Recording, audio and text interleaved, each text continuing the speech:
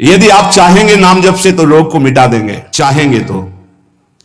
पूरे धन्वंतरी जी ने आयुर्वेद का शोध करके देखा तो जो औषधियों में शक्ति पाई गई उससे लाखों गुना बढ़कर के रोग मिटाने की शक्ति भगवान के नाम में। किसी वैज्ञानिक कैंसर के विशेषज्ञ जब उन्होंने सरकार की बात सुनी कि दतून करते हैं ऐसे, तो उन्होंने कहा इसका विज्ञान सपोर्ट नहीं करता है, क्योंकि विज्ञान प्राकृतिक बुद्धि का सपोर्ट करता है। भजन बल से वो किसी के रोग नष्ट नहीं करते थे, बहुत दैन्यता से वो रोग, तो दया आ गई, करुणा आ गई, उस रोग को अपने ऊपर ले लिया और उसके रोग की निवृत्ति कर दी। जैसे भाई जी को करुणा आई, राधा बाबा के रोग, ऐसे महापुरुष जन कर नाम से वो अपने रोग नहीं मिटा सकते थे क्या? अपना पैर कटवा लिया, अपना नहीं करते, क्योंकि लिया है उन्होंने स्वीकार। यही तो संत महापुरुषों की महिमा गाई गई है कि वो दूसरों के लिए अपने कष्ट को बढ़ा देते हैं और उनको पता नहीं है, उनको पता भी नहीं चल। राधा बाबा को तो भाई जी महीनों से अस्पताल में पड़े, ठीक नहीं हो रहे, वो आपका प्रारब्ध भोग रहे। तब बाबा जाकर के बोले भाई जी ने क्यों व्यर्थ की बात कर। जब उन्होंने कहा नहीं श्री कृष्ण ने कहा है, तो उनका बाबा हमें कोई फर्क नहीं पड़ता, लेकिन आपको फर्क पड़ जाता, इसलिए हमने प्रारब्ध को आपके स्वयं ले लिया है।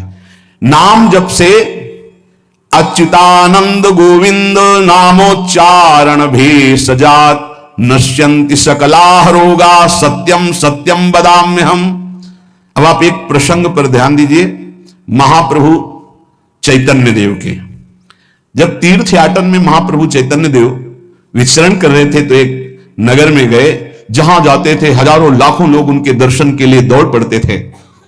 महाप्रभु साक्षात प्रेम मूर्ति और भगवान करुणा करके ऐसे रूपों में आते हैं जगत मंगल करने के लिए।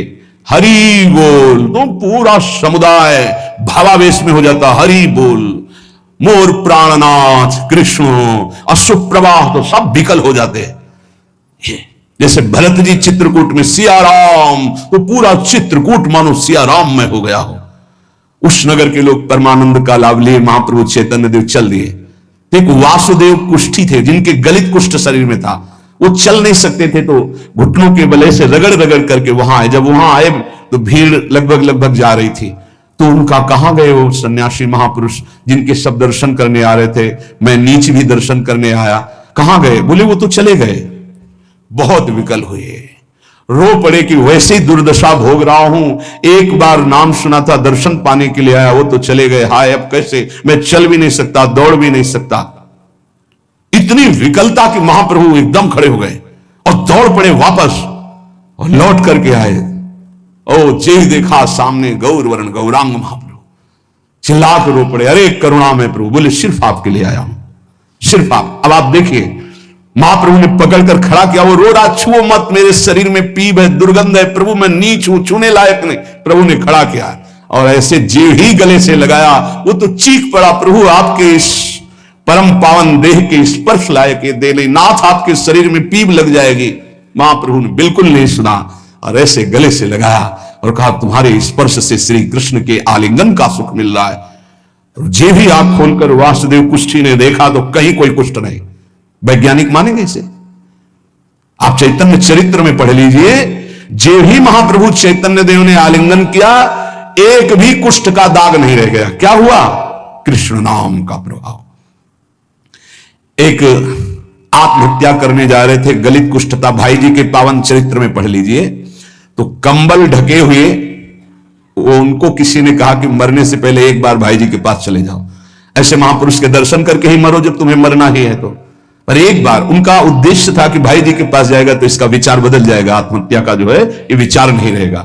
भाई जी ऑफिस में थे, किसी ने कहा कोई बहुत अपने शरीर को ढके हुए केवल आंख दिखाई दे रही और रो रहा है, कह रहा है एक बार भाई जी के दर्शन करा दो। भाई जी तत्काल भावावेश में हो गए और बुलाया, हाँ क्या सेवा करे, क्या बात, आप क्यों रो रहे हैं?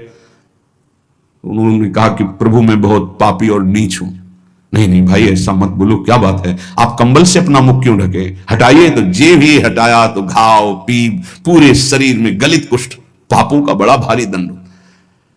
सहम गए देखकर भाई जी। उनका नहीं नहीं कोई बात। बोले बस मैं आपके दर्शन करके आत्महत्या करना चाहता हूं, कोई मुझे कहीं समाज में कोई ठौर नहीं, सब मुझे घृणा की दृष्टि से देखते हैं, इसलिए मैं अपने। भाई जी ने कहा नहीं नहीं नहीं, तुम्हारे ऊपर श्री कृष्ण की कृपा है। ऐसे जे ही आलिंगन किया कुष्ठ गायब। चरित्र में पढ़ ले। क्यों? क्योंकि नाम जप है, संकल्प किया, उसके संपूर्ण पाप नष्ट हुए, भस्म हुए, रोग गायब। रोग कहां से होता है? पाप का दंड है रोग, खत्म हो गया। न शाम्ब व्याधिजम दुखम हेयम नान्यौषधैरपि हरिनाम औषधम पीत्वा व्याधिस्त्याज्यो न संशया। कितना भी बड़ा रोग हो जो किसी और औषधि से न खत्म हो रहा हो, और नाम जब किया जाए और संकल्प कर दिया जाए कि ये रोग ठीक हो जाए, तो हरिनाम औषधि से बड़ा असाध्य रोग भी ठीक हो जाता है। बोले कर लो अपनी किडनी ठीक, बीमार तो हो आप। तो सच्ची कहते हैं, वृंदावन में बैठे 100 के 100% में 1% भी इच्छा नहीं कि हमारी किडनी ठीक हो जाए। इससे बड़ा साक्ष्य हम नहीं दे सकते, क्योंकि वृंदावन हमारा प्राण सर्वस्व जीवन है। 1% 100 में नहीं कि ठीक हो जाए। जैसे चला रहे वैसे चलाओ। अब इससे हमें ठीक होने का तात्पर्य नहीं, क्योंकि जो ठीक होना चाहिए वो ठीक हो गया। हम भले हैं, बुरे हैं, नीच हैं, अच्छे हैं, जैसे हैं। अपनी प्रियाजू के ठिकाना मिल गया गोरे चरणारविंद का, इसलिए इसकी जरूरत नहीं है। आप चाहे 100 वर्ष रखो, चाहे 1 सेकंड में इसको बुला लो, कोई परवाह नहीं इसकी। 100 गोपाल शास्त्र नाम का रोज पाठ करते थे, गिरिराज जी की परिक्रमा करते थे, पूरा जीवन हो गया था, और पैरालिस आधे शरीर में उनके हो गया। लकवा जिसे कहते हैं, लकवा ही तो कहते हैं हिंदी भाषा। तो हरि बाबा, पूज्य उड़िया बाबा, ये सब जानते थे, इतने बड़े महापुरुष थे। उनके पास गए और कहा बाबा काहे को लीला कर रहे हो? अगर आप संकल्प करो तो पूरे भारत का पैरालिस ठीक हो जाएगा। आप अपने क्यों असमर्थ होकर पड़े हुए हो? तो उन्होंने कहा बाबा विनोद क्यों करते हो? क्या मच्छर मारने के लिए ब्रह्मास्त्र का प्रयोग किया जाता है? अरे ये शरीर छूटेगा आज नहीं तो कल, इसके लिए भगवान नाम और भजन का प्रयोग करें। नहीं, बाबा मुस्कुरा दिए। पर शास्त्रीय सिद्धांत, यदि आप औषधि से भी नहीं ठीक हो रहे हैं तो नाम जप कीजिए और संकल्प कीजिए कि ये रोग ठीक हो जाए। पक्का ठीक हो जाएगा। जब उस पाप की नष्ट करने योग्य आपका भजन बन जाएगा, पक्का ठीक हो जाएगा। आधयो व्याधयो यस्य स्मरणान्नाम कीर्तनात् तदैव विलयम यान्ति तमनंतम नमाम्यहम्। जिनके स्मरण और नाम कीर्तन से संपूर्ण मानसिक चिंताएं, शारीरिक रोग और भी व्याधियां, वो सब नष्ट हो जाएंगी नाम से। मानसिक चिंताएं, कई लोग ऐसे आए कि मैं डिप्रेशन में था, जब से प्रवचन सुना, राधा राधा जपा, सब खत्म हो गया। बाहर से सुनकर राधा राधा खत्म हो जाएगा। अगर आपको कहीं ऐसा है, इसका मतलब आप बात ही नहीं सुन रहे, नाम ही नहीं जप रहे। अरे नाचने का मन होता है। आधयो व्याधयो यस्य स्मरण नाम कीर्तनात्। कोई भी मानसिक या शारीरिक कष्ट उसे व्यापता ही नहीं जो नाम जप कर रहा है। सच्ची मानिए, आप पकड़िए, इस बात को पकड़िए, नाम जप से सब कुछ ठीक हो। एक बहुत डिप्रेशन में यही आए हुए थे, उनको हमने बताया सबके जूते साफ करो, यहां सबकी पादुका साफ करो, वाणी पाठ में बैठो और पाओ श्री जी की जूठन, ठीक हो जाओगे। ये कोई आशीर्वाद नहीं था, ये पाप नष्ट करने की प्रक्रिया थी। जब आप सबकी पादुका साफ करोगे तो आपके सारे पाप नष्ट हो जाएंगे। पर देहाभिमान प्रबल, पादुका हम सबकी, ये बहुत बड़ी बात है। बड़े सौभाग्यशाली जिनको ये रहस्य पता चल जाए कि सब संतों के बाथरूम साफ करने का अवसर मिले, पादुका साफ करने का अवसर मिले, जूठन फेंकने का अवसर मिले, तो अहो भाग्य, जीत गए आप इस माया पर यह बात सबकी समझ में नहीं आएगी, क्योंकि अभिमान नष्ट होता है। जिस समय आप दूसरों की पादुका साफ करेंगे, उस समय आपके पाप और अभिमान दोनों का नाश हो जाएगा। पर ये बहुत कठिन बात है, बहुत कठिन बात है। सब लोग खड़े हो और आप उनकी पादुकाएं, और कोई कठिन बात नहीं। आप गुरुद्वारा जो साहब कहते हो, वहां चाहे आप जितने बड़े पदाधिकारी हो, वहां अगर सेवक हो तो वहां पहले जोरी सेवा मिलती, पादुका की सेवा करो, और सब करते हैं। सर्वरोगोपशमनम सर्वोपद्रवनाशनम शांतिदम सर्वरिष्टानाम हरे नामानुकीर्तनम।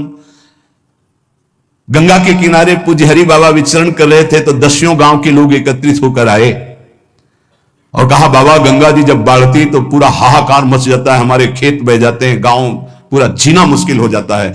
ना कोई इस बात को समझ पा रहा है और ना हम में कोई सामर्थ्य है। बाबा कृपा करो, आपके पास तो बहुत लोग आते रहते हैं। हरि बाबा विश्व प्रसिद्ध महापुरुष थे, उड़िया बाबा सदैव साथ रहते थे। अनूप शहर हरि बाबा ने सबकी करुण पुकार सुनी तो बाबा ने कहा, हाँ हमारे पास एक बहुत बड़ा पावर है, नाम। सुनो, सबको साथ देना पड़ेगा। क्या? बोले बालू का बांध बांधेंगे। हमारे पास पैसा नहीं, हमारा कोई सहयोग नहीं, तो हम बालू का बांध। तो बोले बालू का बांध? गंगा जी? बोले जहां नाम जप करके तसला रख दोगे बालू का, गंगा जी चाहे जितनी बाढ़ है उसको काट नहीं सकती। तो जानते हो अब तो बहुत बड़ा बांध बना हुआ है, उसको हरि बाबा बांध से ही कहते हैं, हरि बाबा के नाम से ही बांध। पर बाबा ने पहला बांध जानते हो काहे को बनवाया? बालू का। भर भर के बालू, नाम उच्चारण हो रहा है, हरे कृष्ण हरे कृष्ण। बाबा यह कीर्तन करवाते थे और ऐसे तसला फावड़े में भरा जा रहा है, कृष्ण कृष्ण कृष्ण, और रखा जाता है कृष्ण। बोले गंगा जी की सामर्थ्य नहीं कि काट दें। ऐसा ही हुआ, गंगा जी बहुत बढ़ी पर दिशा बदल दी, बांध का स्पर्श ही नहीं हुआ। और आगे चलकर जब पता चला कि बाबा ने ऐसा बांध, तो फिर सब मिलकर सरकार ने भी बहुत सुंदर बांध बना हुआ है और आज भी कीर्तन अखंड चलता रहता है। बहुत बड़े बड़े महापुरुष वहां बैठ करके साधन भजन भी किए। हरि बाबा, उड़िया बाबा जब थे तो भाई जी महाराज, बड़े बड़े संत जाकर वहां सत्संग करते थे। नाम का प्रभाव गंगा जी ने नहीं स्पर्श किया, उस बांध को जो बालू का बांध दिया गया। आप समझते क्या है? नाम में अपार। कैसे कोई वैज्ञानिक मानेगा इस बात को कि ये नाम का प्रभाव? रोज नाम कीर्तन में वर्षों से भक्त जाते थे। बाबा ने पूछा, देखो अगर संत किसी को पूछते हैं तो आप ये समझ लो कि आपके जन्म जन्मांतरों के सुकृत सफल हो गए कि आप उनकी स्मृति में हैं। वैसे तो दृष्टि नहीं जाती, पर सब जब जहां अपनापन हो जाता है दृष्टि, वो भगत नहीं दिखाई दे रहे तो उनका प्रभु तो आज ही पधार गए बिना कीर्तन के। ये कोई 200-400 वर्ष नहीं हुए हरि बाबा को गए, भी बहुत 60-70 वर्ष हुए होंगे। उड़िया बाबा, हरि बाबा, भाई जी सब एक समकालीन महापुरुष है। उनका बाबा, उनका तो विमान बन रहा है, वो तो दाह संस्कार के लिए ले जाए जाएंगे। बोले नहीं, पहले विमान यहां लाओ। बाबा घंटा बजा करके बोलते हरि बोल। मां घंटा में धुनी हरि बोल का, विमान की रस्सी खोल दो। 2-4 बार घंटा जेई बजा, उठ के बैठ गया। बोले ये कीर्तन के बिना कैसे जा रहे हो? अब आप ये वैज्ञानिक कोई मानेगा? ऐसा कैसे हो सकता है? अरे कर तुम अकर तुम अन्यथा कर तुम, जहां सुई का धागा नहीं जाता वहां से अनंत ब्रह्मांड पार कर दे, उसे परमात्मा कहते हैं, उसे भगवान कहते हैं। कीर्तन हुआ, बोले अब जाओ हमारे हरि के पास। तत्काल मूर्छाई, शरीर छूटा, विमान पे चिता। ये हजारों की भीड़ के बीच में हुआ, कोई अकेले एकांत में नहीं हुआ। कई लोगों को प्रश्न हुआ कि बाबा की वास्तविक किडनी खराब है। किडनी के मरीज नहीं है, शरीर किडनी का मरीज है। लेकिन जब हम होते हैं तब किडनी के मरीज नहीं होते, और जब किडनी के मरीज होते तो हम नहीं होते। ध्यान रखना। अभी तुम समझ पाओ तो समझ लो। इस समय हम मरीज नहीं हैं, इस समय डॉक्टर हैं हम। अभी जब इससे उतरेंगे तो मरीज हो जाएंगे, पकड़ लेंगे लोग, वहां खड़े करेंगे। ऐसे बैठे रहना, चलता रहेगा। ये केवल राधा नाम का प्रभाव समझो, ये केवल राधा प्रताप है, श्री जी का प्रताप है, इनाम प्रताप है। जब साधु नहीं रहता ना तो उसकी जीवनी में लिखा जाता है तो बोले अच्छा ऐसा था, और जब सामने है तब समझ में नहीं आता, माया समझने नहीं देती। यही माया का है कि जब तक श्री कृष्ण चंद्रजू अपने परिकर में रहे द्वारिकापुरी में, तो जल्दी कोई जान ही नहीं पाया कि ये द्वारिकाधीश बने हुए अनंत ब्रह्मांडों के स्वामी हैं। पक्का ऐसी भगवान और भक्तों की लीलाएं होती हैं। सच्ची कह रहा हूं, ये हमारी कोई महिमा नहीं, राधा प्रताप है कि कैसी भी परिस्थिति हो, ये जस गवाना ये उनके प्रताप से हो।